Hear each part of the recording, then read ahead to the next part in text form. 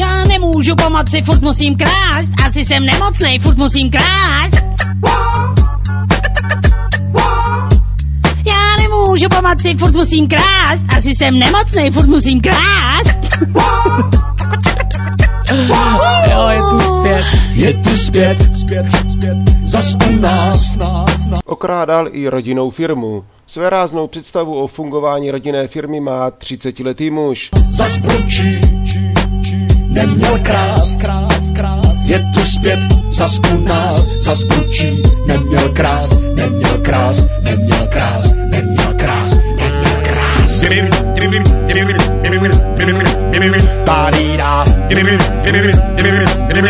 Ten ve firmě svých rodičů na Ivančicku odcizil několik elektromotorů a ty pak prodal v jedné z tamních sběren starých kovů.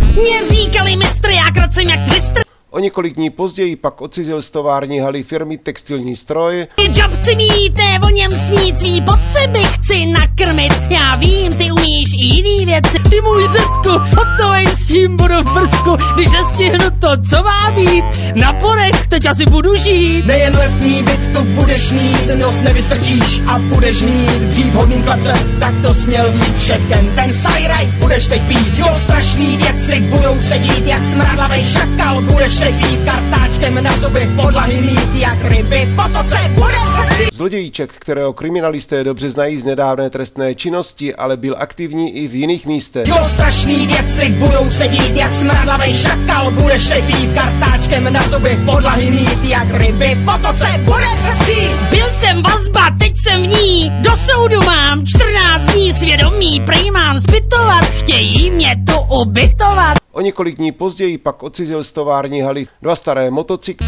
Kdy mě chytli, co já vím, prej, nalitej, neřídím. Ten Polda stál s tím motorem, já přijel jsem tam traktorem.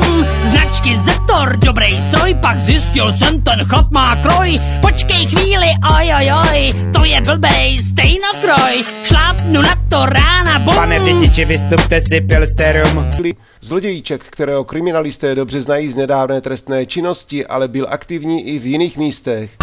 Další tragédie v Temelíně. Hej, brácha tam dělá na Velíně, poslední den na nohou stát, celou noc budem rabovat. Tak jsem tady, ty soudní stolice, chci říct jen jedno, nejdu do věznice! Tak co to máme dál? Stát versus obžalovaný Josef Nogodin, řečený kruťák, krádež, krácení,